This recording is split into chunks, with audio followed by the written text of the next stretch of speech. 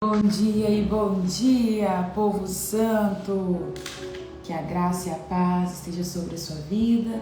Sejam todos bem-vindos a mais uma live devocional. Bora rompermos e avançar diante daquilo que o Senhor ele já reservou para nós, em nome de Jesus. Em nome de Jesus. Bom dia! Glória a Jesus por mais um dia. Você já agradeceu o Senhor por mais um dia?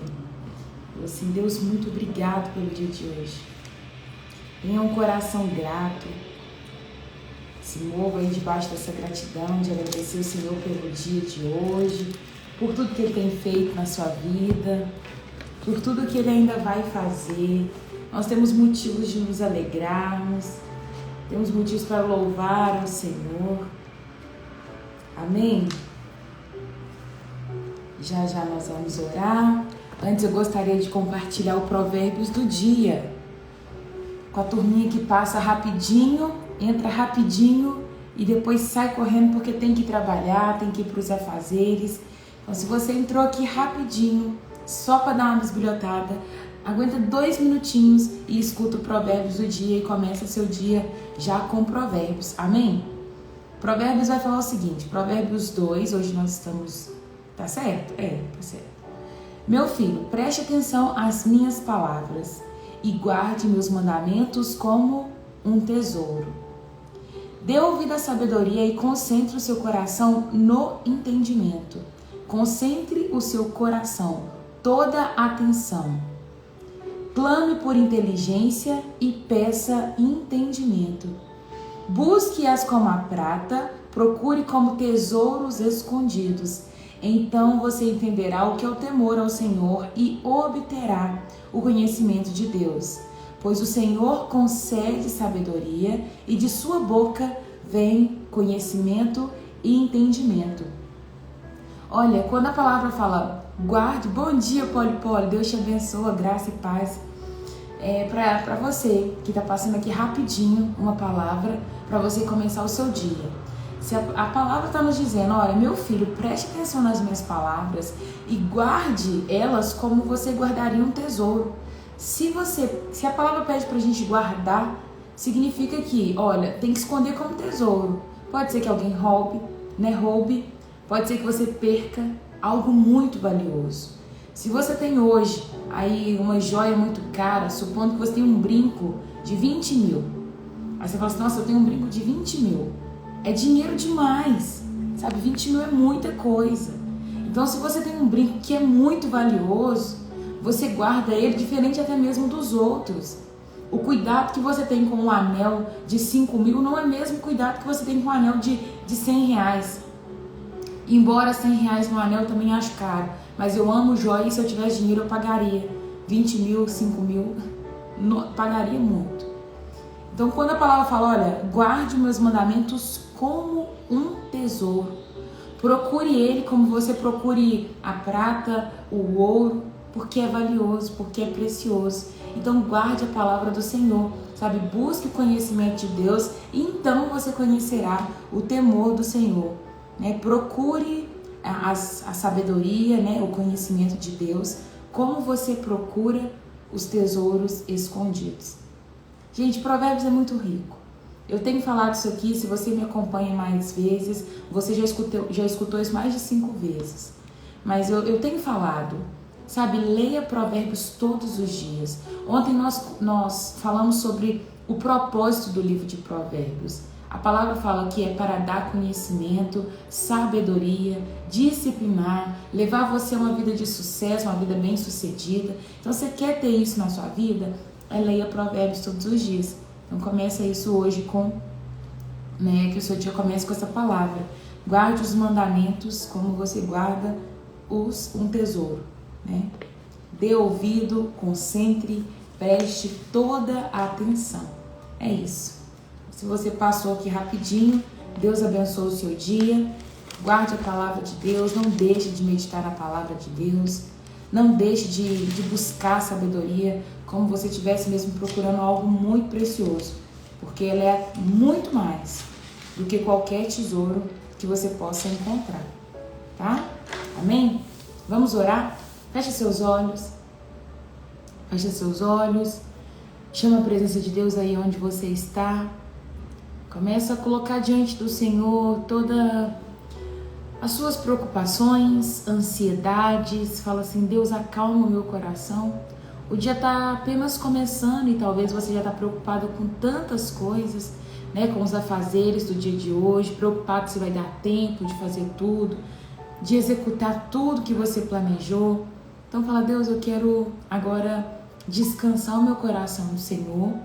Eu quero ler a Tua palavra, conhecer mais do Senhor e que o Senhor aquiete meu coração. Fala isso com Deus.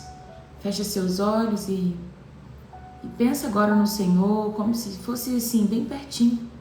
Um Deus muito perto, que está te ouvindo, está aí pronto para poder te escutar. Se Deus estivesse sentado aí do seu lado, o que você falaria para Ele nesse momento? E aí você fecha seus olhos, porque quando a gente fecha os nossos olhos, a gente esquece de tudo que está à nossa volta e a gente sonda o mais profundo do nosso coração. Então, sonda seu coração e conversa com Deus como se você estivesse mesmo vendo Ele agora. E fale com Ele as palavras que precisam ser ditas nessa manhã. Pai, em nome de Jesus, eu quero te agradecer nessa manhã por mais um dia de vida. Obrigada pela noite de sono, obrigado porque o Senhor tem nos guardado, obrigado porque o Senhor tem conhecido mais profundo o nosso coração. Papai, eu quero começar essa live pedindo ao Senhor perdão pelos nossos pecados, perdão, Pai, por tantas palavras que saem da nossa boca inconsequentemente, Pai. E aí nós ofendemos a Tua santidade, nos perdoa, Pai. Pensamentos, Pai, que ocupam às vezes a nossa mente, que não agrada ao Senhor. Nos perdoa, Pai, em nome de Jesus. Nos perdoa assim como nós temos perdoado as pessoas que têm nos ferido, Pai. Em nome de Jesus, Deus, sonda o nosso coração, vê se há algum caminho mau e endireita as nossas veredas, Pai. Endireita os nossos caminhos, aplana, Pai, os nossos caminhos em nome de Jesus. Nós queremos te conhecer mais nesta manhã, nós queremos desfrutar da Tua palavra, queremos passar tempo com o Senhor. Queremos te conhecer, Pai, não só de ouvir falar, mas os nossos olhos, eles anseiam te ver. Pai, nós sentimos saudade do Senhor, Pai. Sinto saudade do Senhor, Pai. Esta manhã vem com uma pitadinha da Tua bondade, vem com uma pitadinha do Teu amor sobre a nossa vida, aquece o nosso coração. Pai amado, retira de dentro de nós toda ansiedade, toda dor, toda tristeza ou qualquer sentimento, papai, que não vem do Senhor. Começa mesmo alinhando o nosso coração, alinhando a nossa mente, para que nós possamos estar cada dia mais, Pai, de uma maneira que te agrade diante do Senhor. Deus, eu sei que o Senhor sente mesmo ciúmes de nós. Nós somos propriedades exclusivas do Senhor. Então nos ensina, Pai, a entregar uma vida reta diante do Senhor, a entregar uma vida santa, uma vida pura, consagrada completamente a Ti. Pai, usa a Tua palavra no dia de hoje para falar conosco, nos leva a um nível a mais com o Senhor, nos dê sabedoria, nos dê discernimento, que eu possa mesmo, Pai amado, falar somente aquilo que vem do Seu coração. Me dê, Pai, calma, tranquilidade, sabedoria, para falar aquilo que o Senhor deseja nesta manhã. É o meu pedido em nome de Jesus. Pai, que a gente possa aplicar essa palavra, que ela possa mesmo fazer parte da nossa vida em nome de Jesus. Nós queremos Te alegrar, nós queremos arrancar sorrisos do Senhor, Pai, com o nosso estilo de vida. Então, nos ensina a viver da maneira que Te agrada, em nome de Jesus. O Senhor possa mesmo nos guardar e nos livrar de todo mal, em nome de Jesus. Amém e amém. Que Deus abençoe a vida de vocês. Sejam todos bem-vindos a mais uma live devocional. Tem alguém que está aqui pela primeira vez? Deixa eu te conhecer. Deixa eu te conhecer.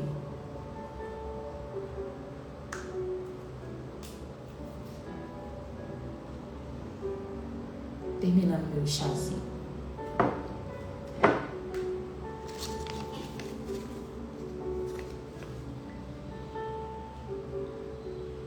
Amém.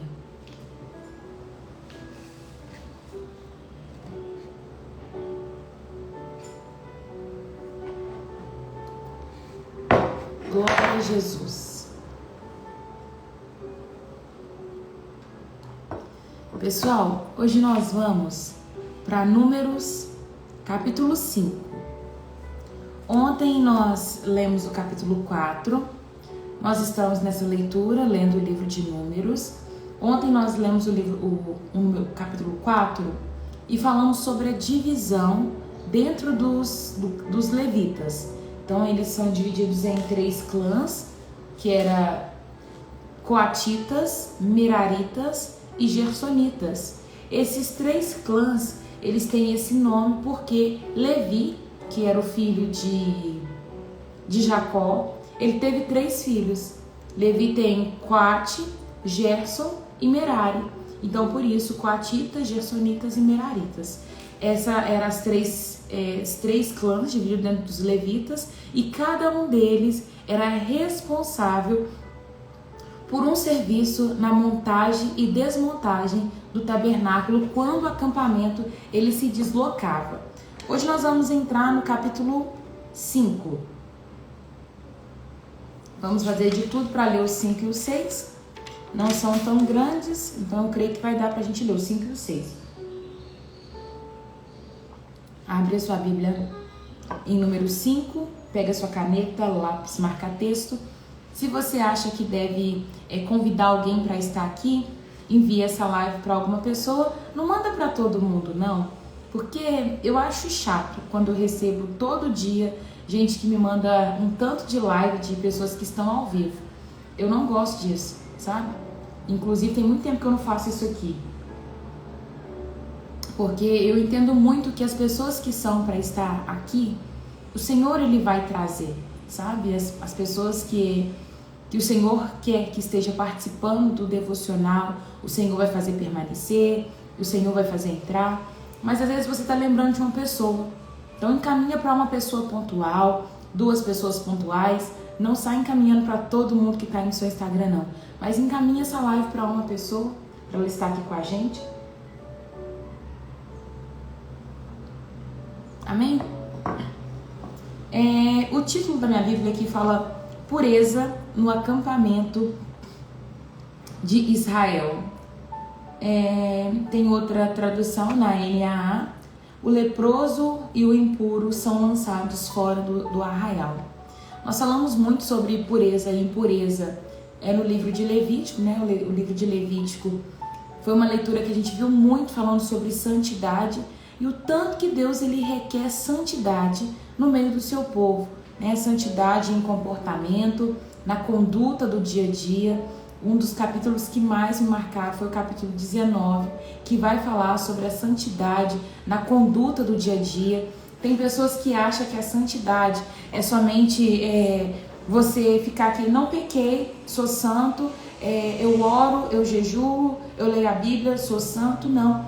A santidade ela é incluída em vários aspectos do nosso dia a dia, desde o nosso falar, desde as palavras que a gente promete para alguém, tudo. A forma como nós adoramos ao Senhor, tudo isso vai refletir na nossa conduta em santidade.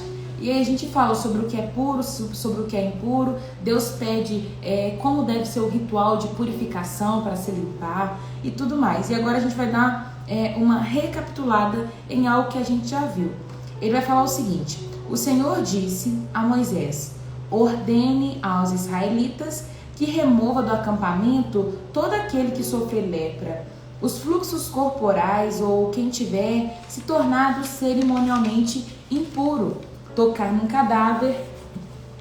Isso se aplica tanto a um homem quanto a uma mulher, para que não contamine o seu próprio acampamento, onde eu habito no meio deles. Os israelitas fizeram conforme o Senhor havia ordenado a Moisés. Removeram essas pessoas do acampamento. Então o Senhor disse a Moisés: dê as seguintes instruções ao povo de Israel.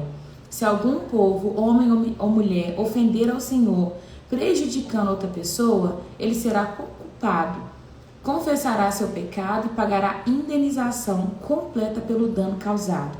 como acréscimo de um quinto do valor, e entregará o total à pessoa prejudicada.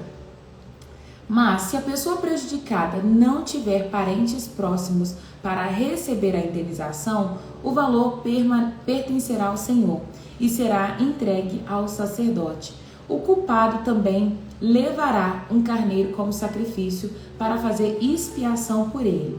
Todas as ofertas, versículo 9, sagradas que os israelitas levarem ao sacerdote serão dele. O sacerdote ficará com todas as dádivas sagradas que receber. Quando a gente fala que uma pessoa ela se tornava cerimonialmente impura, no passado eu confundia isso, eu achava que a pessoa estava cerimonialmente impura, é como se ela estivesse em pecado. Só que não. O cerimonialmente impura é a pessoa estava impedida de se achegar diante de Deus. É diferente da pessoa ter pecado, né? Por exemplo, um pecado era não guardar o sábado. Estava lá nos 10 mandamentos, guardar o sábado. Então, se a pessoa não guardava o sábado, ela estava em pecado. E a pessoa em pecado, ela está afastada de Deus. Porém, quando falava que a pessoa estava, fulano tocou no cadáver, ele está cerimonialmente impuro até o entardecer. Cerimonialmente impuro ele estava impedido de oferecer qualquer tipo de oferta ao Senhor, ele estava impedido de chegar diante da presença de Deus, de oferecer qualquer coisa. Ele tocou no cadáver, ele quer fazer uma oferta de paz, ele está impedido, ele está cerimonialmente impuro. Então, cerimonialmente impuro é diferente de estar em pecado. Agora vamos trazer para a nossa aplicação hoje, né? Hoje continua sendo diferente, mas hoje só tem uma coisa que nos separa de Deus, que é o pecado. Então, se você está em pecado, você não consegue conectar com Deus. Aí você pede perdão, você pede para que o sangue de Jesus te lave, te purifique, e aí há uma conexão novamente. Porém, nós precisamos entender que Deus ele vai exigir da nossa vida que andemos o mais reto possível. Então, uma vez que a gente sabe que servimos ao Senhor, que estamos em contato diretamente, fazendo alguma função para Ele, que somos representantes dele, nós precisamos estar cerimonialmente puros, né? A nossa conduta precisa agradar a Deus. A nossa vida, o nosso estilo de vida, ele precisa agradar o Senhor, né? Arrancar sorrisos de Deus. E o que arranca sorrisos de Deus é quando nós entendemos que Ele deve ser o primeiro na nossa vida e mais amado. E segundo, entregar esse amor também ao próximo, né? Amar o seu próximo da mesma medida que você foi amado. O Senhor, Ele espera isso de nós. E quando aqui na palavra fala assim, fulano estava cerimonialmente impuro, Ele está repetindo aqui em Números algo que Ele já falou lá em Levítico e dizendo, olha, vocês vão ter que remover do meio de vocês todas as pessoas que estão cerimonialmente impuras, tem algum fluxo. E aí a lepra era considerado impureza, o mofo na casa era impureza, qualquer fluxo que saía do ser humano, né? Seja a menstruação, seja o sêmen, a pessoa estava impura. Tocou em cadáver? Impuro. Se a pessoa toca em alguém que estava com fluxo de sangue? Impura. Com lepra? Impura. Eles tinham que ser separados da sociedade. Por quê? Porque Deus estava fazendo um povo modelo. Deus estava levantando um povo que seria exemplo e Deus estava certificando que vocês não vão ter nenhum tipo de imperfeição ou impureza. E agora, uma das coisas que eu acho assim mais radical é que, tipo assim, você não podia tocar em cadáver. Não toque em cadáver, não podia estar junto ao cadáver. Nós vamos ver ainda hoje o voto de Nazireu. E o voto de Nazireu, a pessoa não podia tocar em cadáver, não podia ir em um velório, porque senão ela estaria impura. Mas aí você vê que o tanto que a morte era algo impuro, não era normal para Deus. A morte nunca foi normal, gente. O Senhor não nos projetou para morrer. E Ele fala assim, olha, o sacerdote, ele nunca participa de um velório. Um sacerdote, ele nunca toca no cadáver. Ou seja, me servir e tocar com a morte, não tem como. A morte não era para existir. E ali o Senhor fala, não toca. Se tocar em um cadáver, está impuro. Vai ter que se purificar. Aí entra a oferta, vai ter que derramar um sangue para você se purificar. Olha isso, né? O quão sério o pecado é. O Senhor não fez o nosso corpo para ser leproso. Nós não fomos projetados para nascer defeituosos. Não fomos. Mas o que aconteceu? O pecado que entrou no mundo, ele fez isso com a gente. Infelizmente, nós lidamos com ansiedade, com depressão, com as crises de pânico, com enfermidade, tumores, doenças que jamais vistas. Tudo por quê? Tudo por conta do pecado. Porque se não fosse o pecado, seríamos perfeitos diante do Senhor. Sabe, perfeito que eu falo assim, não de sermos bons, mas porque éramos criaturas de Deus. E Deus não projeta algo ruim. Deus não faz algo mal. Mas o pecado, quando ele entrou no mundo, ele veio trazendo doença, ele vem trazendo todo o mal.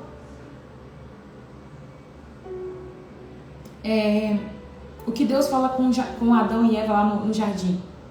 Se vocês comerem desse fruto, vocês serão conhecedores do bem e do mal. O bem e o mal passará a habitar no meio de vocês. E aí quando você para pensar, nossa, conhecer todo o bem deve ser bom demais. Mas e a parte do mal? Você vai conhecer o que é bom e o que é ruim. Por isso que todos os dias nós precisamos nos conectar com a fonte verdadeira, que é Deus, que é Cristo Jesus. Hoje, através de Cristo Jesus, nós somos lavados, nós somos purificados de todo mal, de todo pecado. Infelizmente, ainda nós temos que lidar com doenças, com a morte, mas isso não fazia parte desde o início. O que consola o meu coração e o seu coração é saber que por conta de um homem, o pecado entrou no mundo. Mas por conta de um homem, a vida eterna, ela reina no meio de nós. Então hoje nós precisamos conectar com aquilo que é a vida eterna. E quem é a vida eterna? Jesus Cristo. Ele nos dá a vida eterna. Nele toda a enfermidade cessa. Nele toda a dor para. Em Cristo. Em Apocalipse a gente vai ler e vai aprender que vai chegar um dia onde não vai haver mais choro, não vai haver mais lágrimas, não vai haver mais dores. E esse lugar é no céu com Jesus. No novo céus e nova terra. Tá quase chegando, gente. Aguenta firme. O Senhor, ele faz questão de falar: coloca esse povo que tá impuro todo para fora. Porque na minha presença só fica comigo purezas. Tá impuro, vai ficar para fora do arraial. E aí ele vai falar também sobre alguém que prejudica outro alguém. Deus vai refrisar isso. Ele vai falar: se você prejudicou o seu irmão, você vai precisar restituir ele. Se você matou alguém, você vai ter que indenizar a família dele. Ou seja, deixou alguém no prejuízo, você vai ter que se retratar com aquela pessoa. Hoje não é tão comum, né? Hoje tem muita lei. Então, se a pessoa mata alguém, ela vai presa, tem todo um processo para que ela pague por aquilo que ela fez. Mas vamos em coisas menores, que a gente até considera que não precisa tratar, mas no meu ponto de vista precisa. Você ofendeu alguém. Você brigou com uma pessoa que está dentro da sua casa. E você não pediu desculpa, você não se retratou com ela, você não foi lá reparar o dano que você fez, que foi de falar uma palavra que trouxe ofensa para a vida dela. Você vai ter que chegar perto dessa pessoa e vai se retratar. E vai pedir desculpa e vai ter que pagar lá uma indenização pelo dano causado.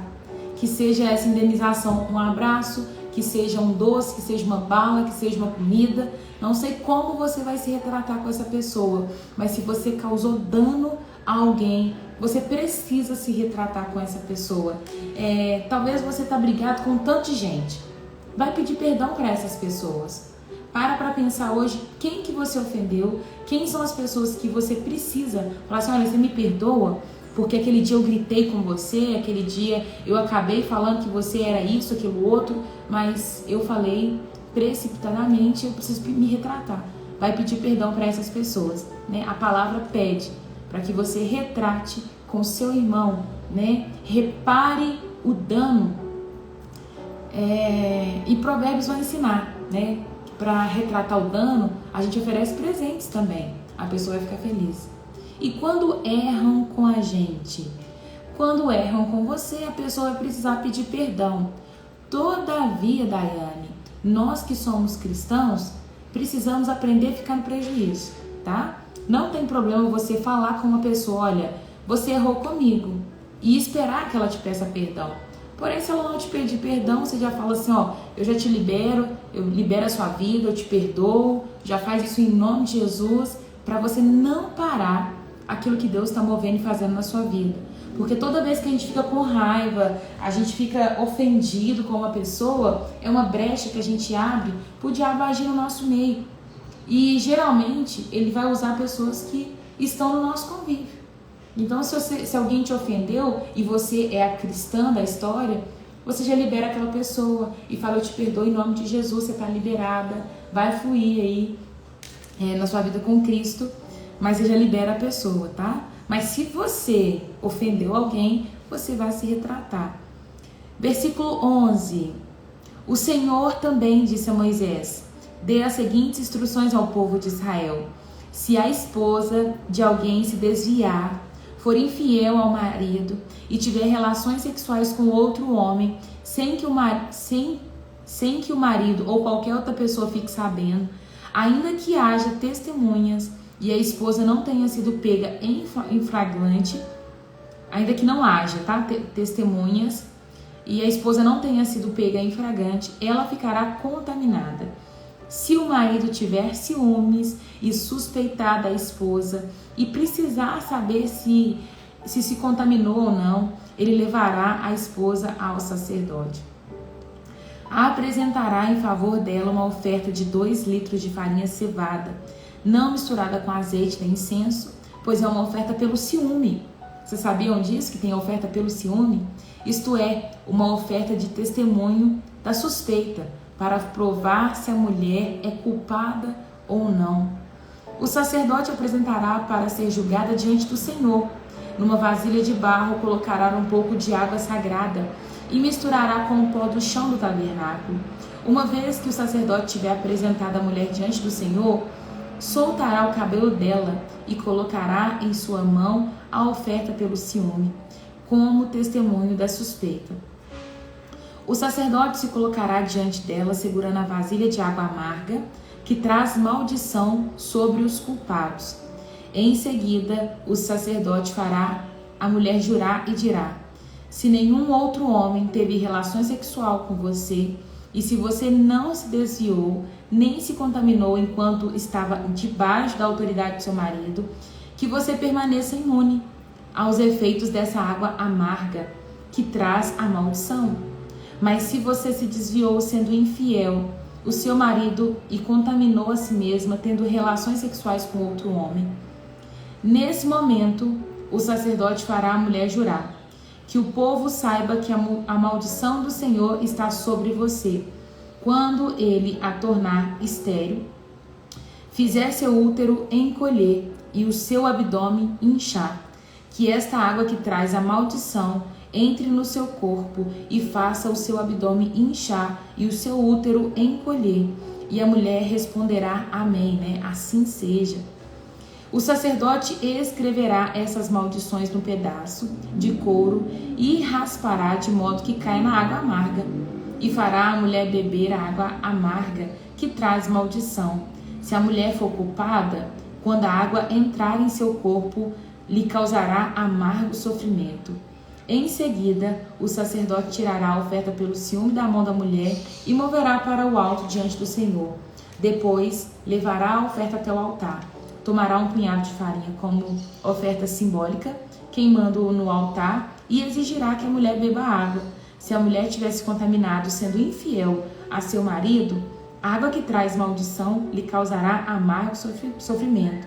O seu abdômen inchará e o seu útero encolherá. E ela se tornará maldição entre o seu povo. Mas se ela não tiver se contaminado e estiver pura, não sofrerá castigo e poderá ter filhos. Essa é a lei ritual para lidar com a suspeita do marido. Se uma mulher, se uma esposa se desviar e se contaminar enquanto estiver debaixo da autoridade do marido, ou o marido tiver ciúme e suspeitar da sua esposa que ela foi infiel, ele apresentará diante do Senhor e o sacerdote aplicará em uma totalidade essa lei ritual. O marido será isento de toda culpa nesse caso, mas a esposa será punida por seu pecado. Vamos lá. Essa é uma lei acerca da proteção e fidelidade conjugal. Se o homem suspeita que a mulher estava traindo ele, se ele suspeita que a mulher estava sendo infiel, ele vai fazer todo esse ritual, que é chegar diante do sacerdote, explicar a situação, o sacerdote vai fazer o juramento, aquela mulher vai concordar com o juramento e vai beber a água. Quando ela bebe aquela água, se a barriga dela inchar, o útero dela vai encolher e ela vai ter ali um sofrimento eterno, porque ela vai ficar estéril e ali todos vão saber que ela foi infiel.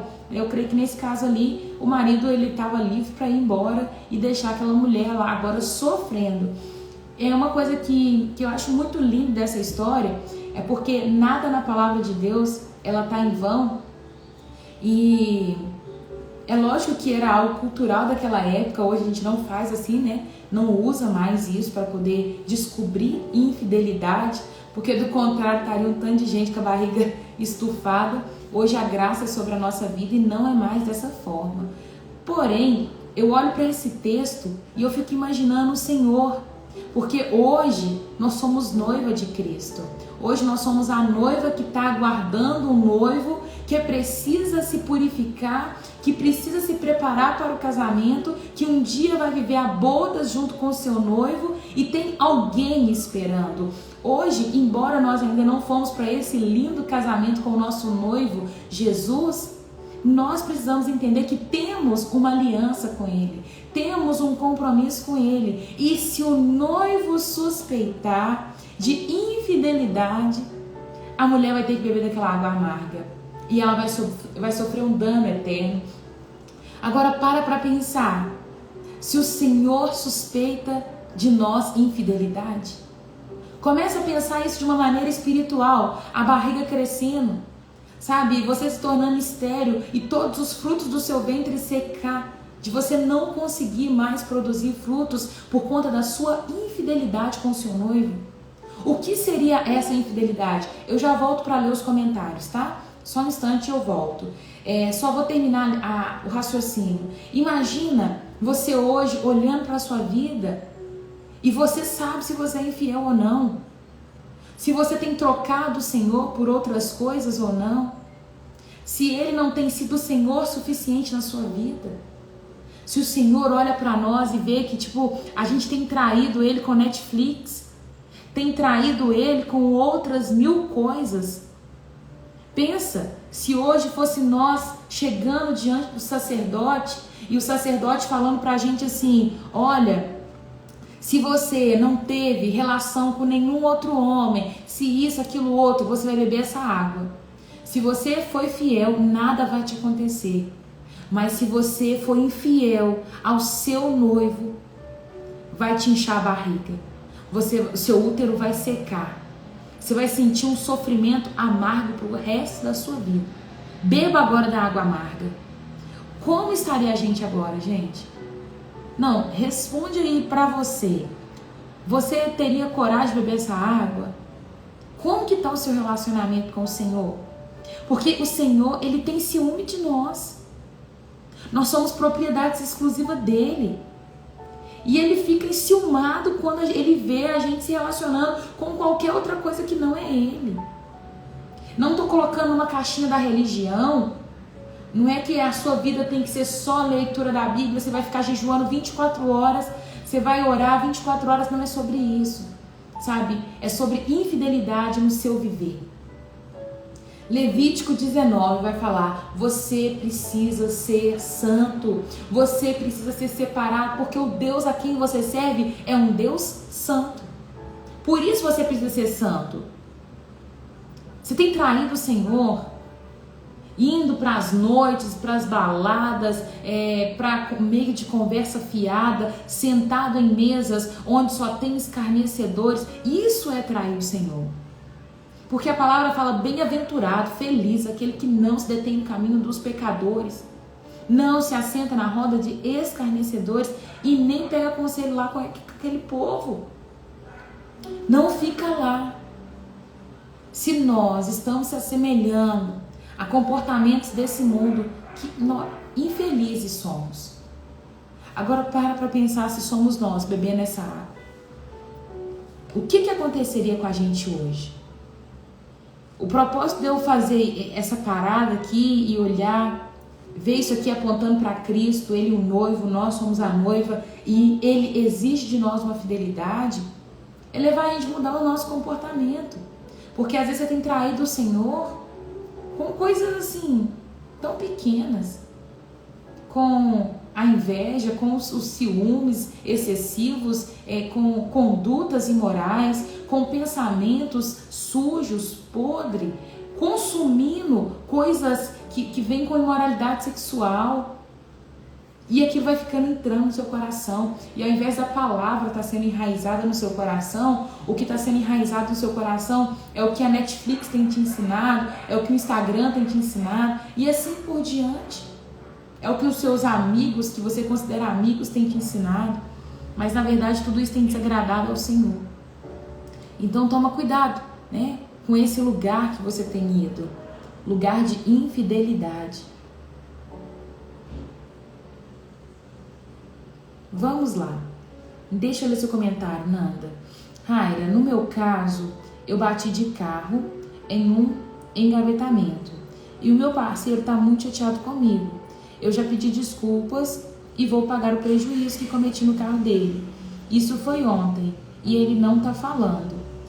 Nanda, isso vai revelar muito o coração do seu companheiro. Porque o que é um bem material diante do relacionamento que vocês têm? Sabe? Nanda, eu não sei se você é casada, não sei se você tá noiva, não sei se você tá namorando, mas analisa todos os pontos. Tudo vai contar, tudo vai falar. O seu companheiro ficar chateado com você por você ter batido o carro dele no engavetamento, ainda mostra que o coração dele está completamente enraizado nas coisas dessa terra. E ele ainda acha que coisas são mais importantes que pessoas. O dia que você olhar no seu coração e entender que coisas são mais importantes que pessoas, você pode saber que o seu coração está completamente longe de Deus. E isso mostra para você, Nanda, um sinal. Eu não sei se você já casou. Se você quiser conversar comigo também depois, me chama no privado e a gente conversa sobre isso. Mas isso revela muito o coração dele. Um coração que ainda está totalmente focado em bem material. E se tivesse acontecido alguma coisa com você? Será que ele ainda estava preocupado com o carro? A ponto de não conversar com você? Isso é estranho. Muito estranho. Né? É uma pessoa que está ali com o coração ainda enraizado nas coisas materiais. É normal, tá? Você sentir quando um copo quebrar, você sentir quando uma criança vai lá e derrama tinta na sua coxa branca que você amava tanto. Você fala: nossa, eu gostava tanto dessa coxa. Tá, mas tudo bem. É mais importante a alegria da criança pintando a coxa. Você pode corrigir, falar assim: olha, isso aqui não pinta, não é aqui que você pode fazer. Mas a criança, ela vai ter aquele momento, tipo assim, ela vai fazendo alegre, sem saber. Ô Nanda, você ainda não cometeu um erro. Tipo assim, o erro não foi seu, né? Você foi pressionada, tá? E bateu. E mesmo que, se você tivesse errada, eu ainda acho que ele não deveria tratar dessa maneira. Mas aproveita que você está noiva e analisa todos os pontos. Não estou dizendo que essa situação é uma situação que você tem que terminar com ele, não, tá? Não é uma situação que você tem que terminar, mas é uma situação que você tem que ligar o seu ponto alerta. Hoje você está noiva. Imagina se no dia de amanhã você comete um erro e dá perca total no carro dele. Ele vai separar de você?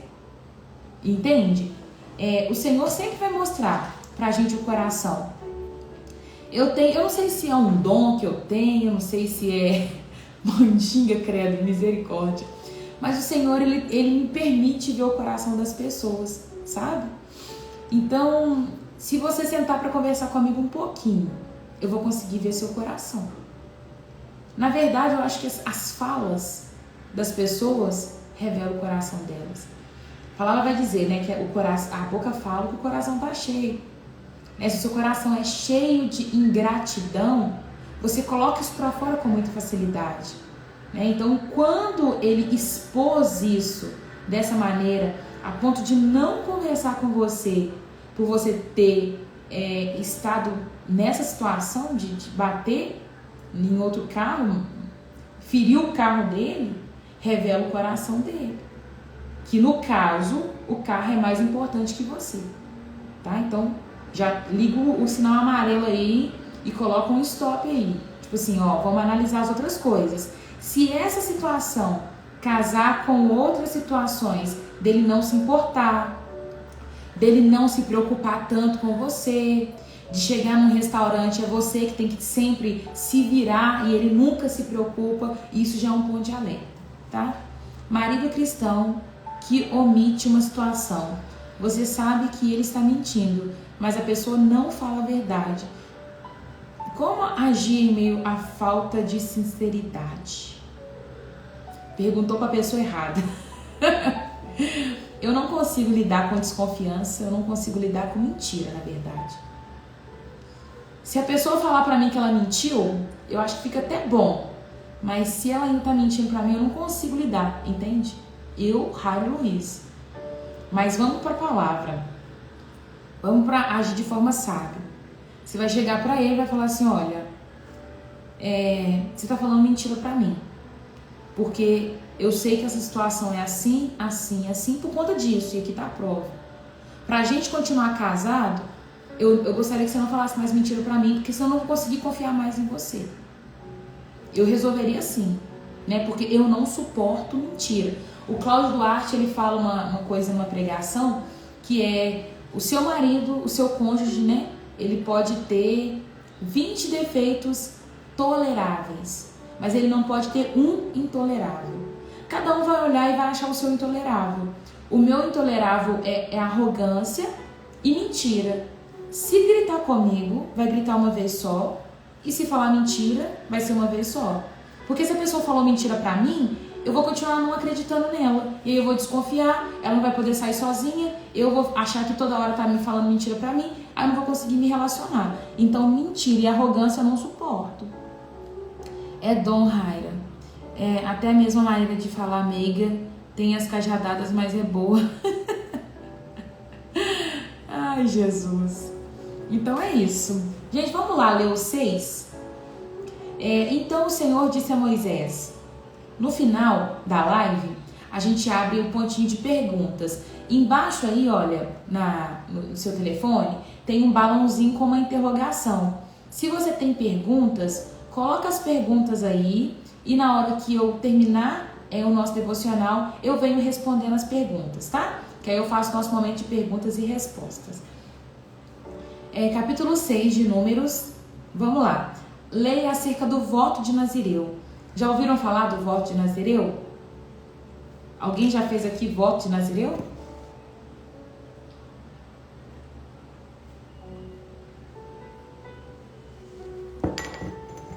Então o Senhor disse a Moisés: dê as seguintes instruções ao povo de Israel. Se alguém do povo, homem ou mulher, fizer um voto especial de Nazireu e se consagrar ao Senhor, deixará de beber vinho e outras bebidas fermentadas. Não usará vinagre feito de vinho e nem outras bebidas fermentadas, e não beberá suco de uva e nem comerá uvas passas. Enquanto estiver sob o voto de Nazireu, não beberá e nem comerá coisa alguma que venha da videira, nem mesmo semente ou as cascas das uvas. Um voto de Nazireu é um voto de consagrar a vida ao Senhor. Você fala assim, eu quero consagrar a minha vida a Deus, eu quero santificar a minha vida ao Senhor, eu quero fazer um voto de Nazireu. Quem pode fazer esse voto? Qualquer pessoa. O mais legal é que tem coisas em nossa vida com o Senhor que Deus vai nos escolher para algo. Deus nos escolhe para um propósito. O chamado vem de cima. Ele vai separar a gente para algo. Porém, se tem uma coisa que nós podemos escolher e fazer, é o voto do nazireado, né? Você pode escolher ser nazireu e você fala, Deus, eu estou me escolhendo e vou me entregar ao Senhor. Você vai falar assim, eu quero me separar para o Senhor. Uma pessoa que fez voto de nazireu que eu conheço é a Tamires Garcia. Sabe a Tamires Garcia? Que canta, a tua mesa cura, aqui tem vinho e pão, tem um lugar para nós. Ela cantava no Ministério Zoe e ela fez um voto de nazireu. E quando ela fez o voto de nazireu, ela marcou o voto raspando a cabeça. Ela raspou a cabeça e fez aquele voto ao Senhor. E quando ela entregou o voto, porque ela fez um voto num determinado período de tempo, ela raspou a cabeça novamente para entregar o voto. É algo lindo, é você dizer, Deus, a minha vida eu estou consagrando ao Senhor, sou separado para você, vou fazer somente aquilo que te agrada. E o voto de nazireu a gente vai ver que marca outras coisas, né? Mas uma das coisas base é o nazireu, ele não corta cabelo. Deixa eu filmar. Nazireu não corta cabelo, não bebe vinho, não bebe nada que venha da uva. Aqui tá falando, né? Não come uva passas, não come semente nem casca das uvas, não toma o vinagre feito de vinho ou bebida fermentada. Enquanto durar o voto, o nazireu será consagrado ao Senhor e não cortará o seu cabelo. Então, a gente vai falar o seguinte. Quem que foi nazireu na Bíblia? Sansão, né? A gente vê que Sansão, ele era nazireu, ele não cortava o cabelo. Ele deixará o cabelo crescer até concluir o voto.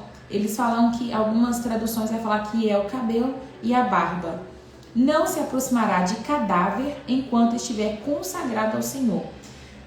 Então, o nazireu não come nada vindo de uva, não bebe vinho, nem bebida fermentada, não corta o cabelo, não pode ir em velório, não toca em cadáver, né? Mesmo que o falecido seja seu pai ou sua mãe, seu irmão ou sua irmã, o nazireu não se contaminará, pois o cabelo da sua cabeça simboliza sua consagração a Deus. Essa exigência é válida enquanto ele estiver consagrado ao Senhor. Se alguém cair morto ao lado do nazireu, o cabelo que ele consagrou ficará contaminado. Esperará 7 dias, depois raspará a cabeça. Então estará purificado de sua contaminação. No 8º dia, levará 2 rolinhas ou 2 pombinhos para o sacerdote à entrada da tenda do encontro. O sacerdote oferecerá essas aves como oferta pelo pecado e outra para o holocausto, e desse modo fará expiação pela culpa resultante do contato com o cadáver, né? Uma pessoa morta caiu do lado dele, ficou contaminado. Então ele tem que fazer aqui agora a purificação. O nazireu reafirmará seu compromisso e deixará o cabelo crescer outra vez, e aí não corta de novo. Os dias do voto cumprido antes da contaminação não serão contados. Ele se consagrará novamente ao Senhor por todo o período do voto e apresentará um cordeiro de 1 ano como oferta pela culpa. Essa é uma lei ritual para o nazireu. Quando chegar ao fim do período de consagração, irá até a entrada da tenda do encontro e trará sua oferta ao Senhor. Um cordeiro de 1 ano, sem defeito, como holocausto, uma cordeira de 1 ano sem defeito como oferta pelo pecado, um cordeiro sem defeito para oferta de paz, um cesto de pão sem fermento, bolo farinha da melhor qualidade, misturada com azeite, pães finos untados no azeite, junto com a oferta de cereal e a oferta derramada. O sacerdote apresentará as ofertas diante do Senhor, primeiro a oferta pelo pecado e o holocausto, depois o carneiro para a oferta de paz, junto com o cesto de pães sem fermento. O sacerdote também apresentará ao Senhor oferta de cereal e ofertas derramadas. São as ofertas exigidas para esse voto, né? A lei cerimonial acerca do voto de Nazireu.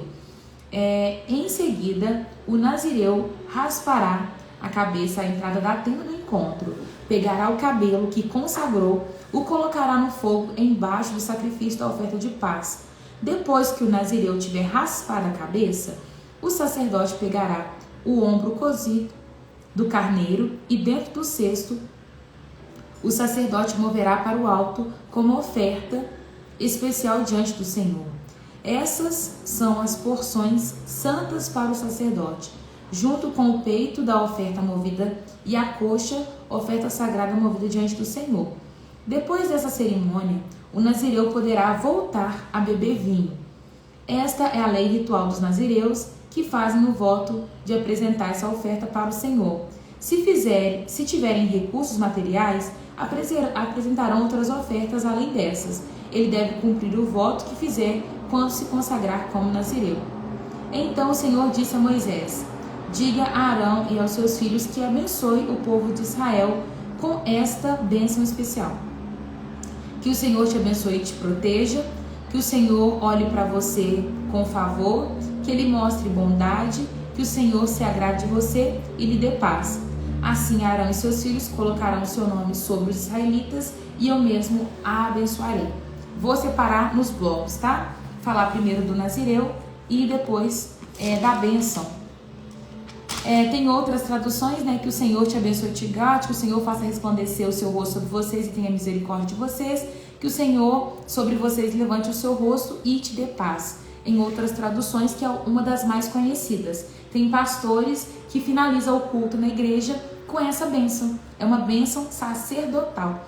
Deus ele tinha determinado para aquele povo. Vamos voltar na questão do nazireu. O nazireu, ele era uma pessoa que tinha uma vida consagrada ao Senhor.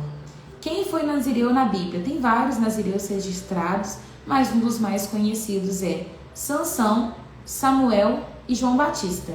Esses 3 eram nazireus consagrados ao Senhor. O voto de nazireado, ele pode ser feito por toda uma vida ou por um período de tempo. Você pode fazer 10 anos. 10 anos eu vou fazer uma consagração ao Senhor e vou ser nazireu. E aí nesse período você vai consagrar sua vida a Deus, certificando que você não vai cortar o cabelo, não vai tomar nenhuma bebida fermentada, não vai se aproximar de cadáver. Você pode fazer isso. Porém, eu quero ensinar sobre voto. O voto, ele agrada muito ao Senhor. Você sacrificar algo ou entrar em um estilo de vida por conta do Pai, sabe? Deus, ele se agrada muito de quando você fala assim: a minha vida é separada para Deus. Você pode criar o seu voto. Eu olho para isso aqui, eu olho para Números, Levíticos, eu vejo que tem leis, eu vejo que tem rituais, tem cerimônias. Porém, hoje, nós não vivemos mais debaixo dessa cultura, dessa lei. A gente não tem mais, por exemplo, um templo, um tabernáculo, para a gente ir lá e marcar o nosso ponto. Hoje eu estou começando o voto de nazireu. A gente não oferta mais carneiro, a gente não leva mais pão consagrado. Hoje é diferente. Porém, quando eu olho para esses livros, Levítico, Número, Êxodo, eu aprendi a tirar o princípio. A gente não vai olhar para a demanda por completo, mas a gente vai pegar o princípio daquilo. Eu falei que no passado se fazia um ritual para o ciúme. A mulher bebia uma água amarga, seu ventre inchava e seu útero secava. Ela não poderia ter filhos. Era consequência da traição. Hoje, o Senhor não vai fazer a gente tomar uma água amarga, mas aquele que é infiel a Deus, ele vai sofrer morte eterna. Então, o princípio permanece. Princípio de infidelidade é morte. Olhando para o voto de nazireado, vamos pegar o princípio. O princípio é: eu vou separar a minha vida para Deus. Se está todo mundo tomando vinho, porque vinho era uma bebida que era muito comum naquela época, todo mundo tinha, até mesmo uma pessoa que não tinha tantas condições financeiras, ela tinha condição de ter um vinho em casa. Por quê? Se plantava, tinha videira, era um processo fácil de conseguir o vinho.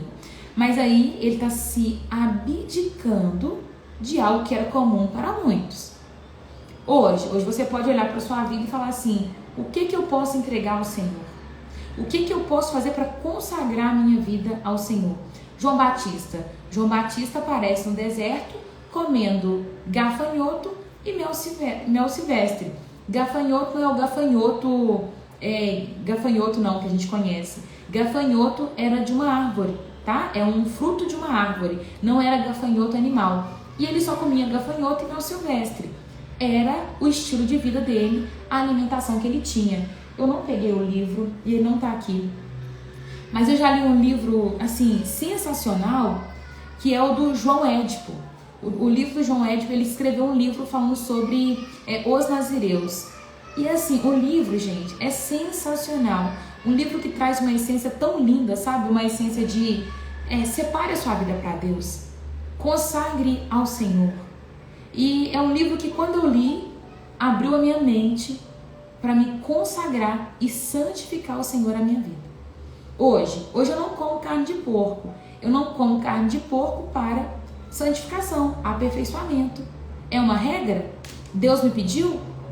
Não é assim, sabe? Não é uma regra, eu não tenho que falar, agora ninguém pode comer mais carne de porco. Não é assim. Mas é uma coisa que eu escolhi para aperfeiçoamento. Você pode fazer os seus votos. Tem gente que acha que, igual, por exemplo, tô de jejum de rede social. Não, isso é um voto. Você fez um voto ao Senhor de ficar X tempo sem entrar nas redes sociais. E aí você vai cumprir o voto, porque jejum é de comida, é abstinência de algo, né? Então, quando você faz uma abstinência de ficar sem assistir televisão, de ficar sem isso ou sem... é voto, tá? É muito legal você fazer um voto ao Senhor, mas a Bíblia diz: não faça um voto de tolo, porque se você fizer o voto e não conseguir cumprir, é um voto de tolo e isso desagrada a Deus. Exemplo disso é Jefté, que vai fazer um voto de tolo. Ele prometeu matar a primeira pessoa que aparecer na frente dele quando ele voltasse da guerra. E a primeira pessoa que aparece diante dele é a filha dele. Vê lá se a gente pode fazer um voto contra um princípio de Deus. Matar é liberado? É um voto de tolo. Ele foi insensato, sem sabedoria. Isso desagrada a Deus. Pegar uma coisa que fere princípios de Deus e falar: vou prometer fazer isso, Deus. Foi um voto de tolo. Então toma cuidado para você não fazer um voto de tolo ou fazer votos que você não vai conseguir cumprir, porque isso sim desagrada a Deus. Conheço pessoas que chamam voto de promessa. Minha filha está doente, vou fazer uma promessa de nunca mais beber refrigerante. Eu não gosto de usar o termo promessa, porque o voto você já promete algo, né? Então eu prefiro você usar o termo voto, você fazer um voto a Deus de se consagrar por determinado tempo. E isso vai agradar. Deus, eu vou ficar aqui 40 dias sem tomar refrigerante. E você é apaixonado por refrigerante. Você fez um voto a Deus, Ele está se agradando disso, porque você está se sacrificando para agradar, né? Isso é amor, isso é querer arrancar o sorriso de Deus, sabe? Hoje ela me mandou ler Isaías e Gênesis. O que você me diz? Deixa eu ler o restante, peraí. Isaías tem uma irmã de outra denominação que sempre está falando que eu preciso mudar minhas vestes. Mandou eu ler Isaías 3, 18 até o 26. Ô Sandra, você tá andando com roupa decotada, Sandra? Deixa eu ler o que está em Isaías 3, 18 para me falar com você. Ê, Sandra, a irmãzinha tá pegando no seu pé. E aí hoje ela te mandou ler outras coisas, né? Hoje ela me mandou ler Isaías e Gênesis. Às vezes ela tá cuidando de você, né? Isaías 3, 18. Isaías 3, 18. Naquele dia o Senhor removerá tudo o que embeleza, os enfeites, as tiaras, os colares em forma de meia-lua, os brincos, as pulseiras, os véus, os lenços. Tá falando de anel, de roupa de festa, de manto, de bolsa, de espelho, papapá, papapá. Em vez de exalar perfume agradável, ela terá mau cheiro, usará cordas como cinto e perderá todo o seu lindo cabelo. Vestirá de pano de saco em vez de roupas finas. A vergonha tomará a luz de beleza. Os homens da cidade serão mortos à espada, e seus guerreiros morrerão na batalha. Os portões de Sião chorarão e lamentarão. A cidade será como uma mulher devastada, encolhida no chão. Julgamento contra Judá. Primeiro ponto, Sandra, vou te ensinar uma coisa. Toda vez que alguém te falar, leia algo, porque você precisa mudar tal coisa, ou você precisa se redimir disso, lê o contexto. Ela te mandou ler do 18 ao 26, num contexto que fala que Israel, né, Judá está sendo julgada, é o julgamento de Judá, e agora uma advertência contra Jerusalém.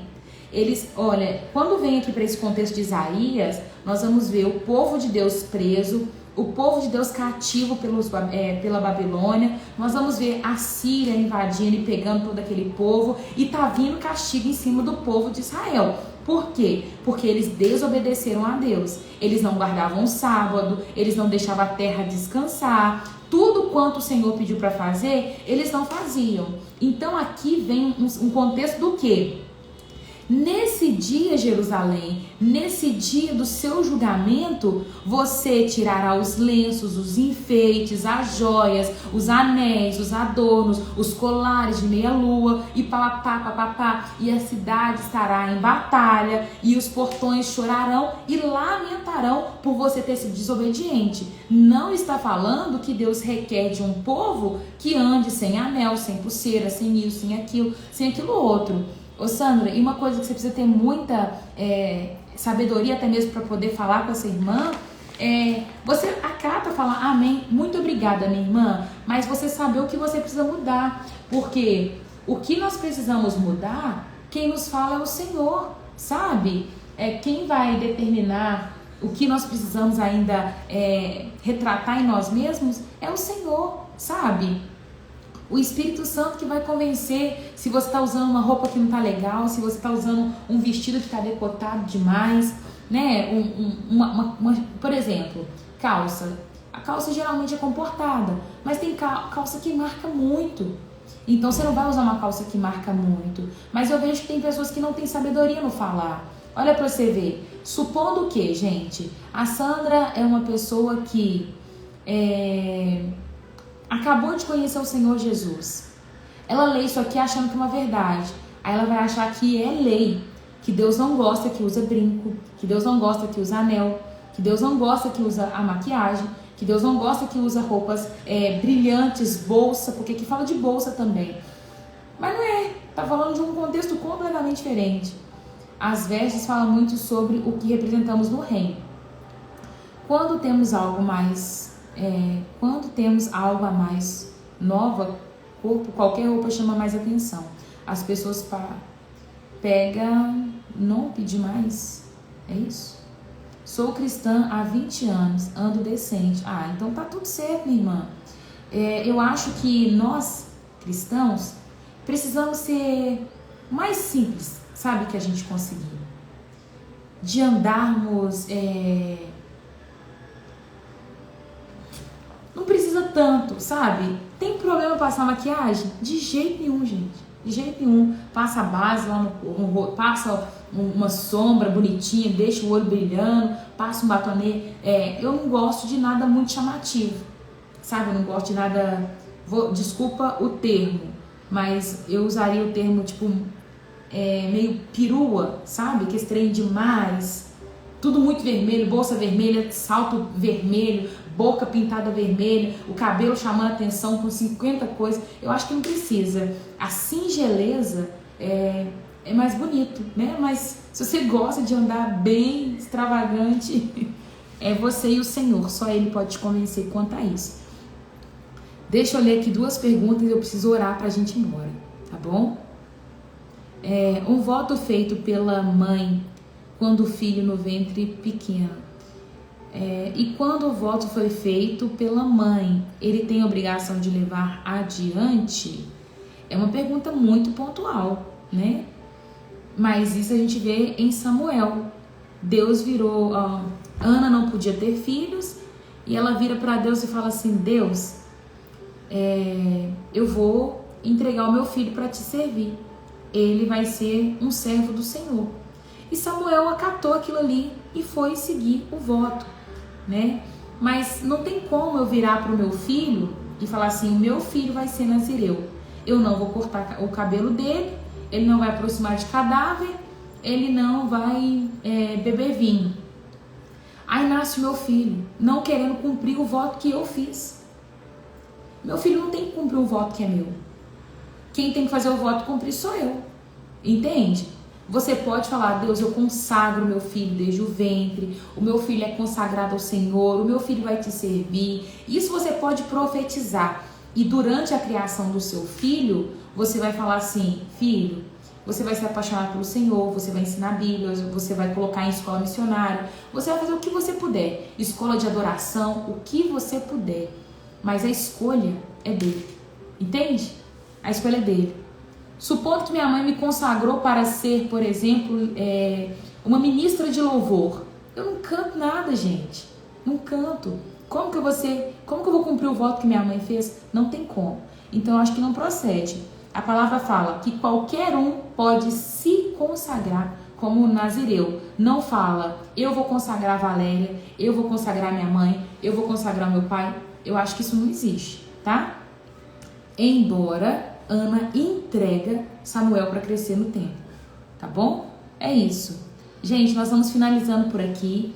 Tem alguém que ainda não aceitou Jesus como Senhor da vida dele e gostaria de fazer isso hoje? Se você quer fazer isso hoje, você vai escrever nos comentários: Senhor Jesus, eu te aceito como meu único e suficiente Salvador. Senhor. Se você se desviou do caminho e hoje você quer voltar, você vai escrever: Senhor Jesus, eu quero voltar e eu vou orar pela sua vida. Amém? E se você já aceitou Jesus como seu Salvador, você vai escrever: Senhor Jesus, eu sou salvo. Escreve aí: eu sou salvo. Salvo, salvo. Salvo pela graça. Eu sou salva.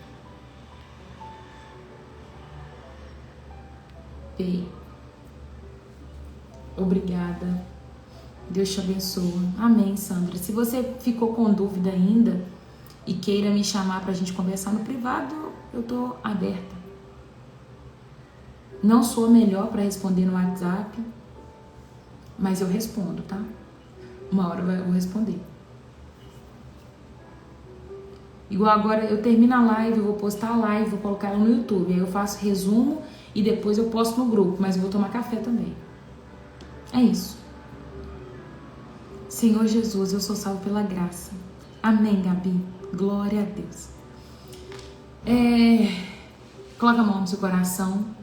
Feche seus olhos e repete assim comigo: Senhor Jesus, muito obrigada por esta palavra.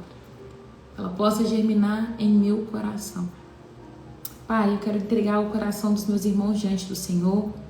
Pai, diante de tudo aquilo que nós apresentamos e fizemos aqui, estudamos, que essa palavra possa enraizar no nosso coração e que no tempo certo ela possa florescer e frutificar em nome de Jesus. Pai amado, nós queremos conhecer cada dia mais a Tua palavra e ser filhos obedientes que Te servem com alegria, que têm prazer em ser fiel ao Senhor. Em nome de Jesus, Pai, nos ensina a romper e avançar no dia de hoje, Separa para nós as atividades que o Senhor já preparou aí do céu e que nós possamos cumprir com excelência tudo aquilo que o Senhor propôs colocar diante de nós, em nome de Jesus. Eu abençoo cada casa, eu abençoo cada lar e eu te peço, Pai, que a bênção do Senhor possa mesmo estar sobre a vida de cada um aqui, em nome de Jesus. Em nome de Jesus. Deixa eu olhar a bênção e aí vocês falam amém. Eu não sei assim. Eu sei mais ou menos, mas receba a bênção. Você faz assim com a mão e recebe. Profético. Que o Senhor te abençoe e te guarde. Que o Senhor faça resplandecer o seu rosto sobre vocês. Que o Senhor sobre vocês levante o seu rosto e lhe dê a paz. É isso. Que o Senhor te abençoe e te guarde. Que o Senhor faça resplandecer o seu rosto sobre vocês e tenha misericórdia de vocês. Que o Senhor sobre vocês levante o seu rosto e lhe dê a paz. Amém. Amém e amém. Até amanhã, se Deus quiser. A semana ficou picada, né? Porque ontem foi feriado, então parece que hoje é segunda-feira, né?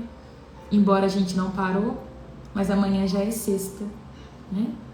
Um beijo, um queijo e até amanhã, se Deus quiser. Viu? Espero vocês. Beijo.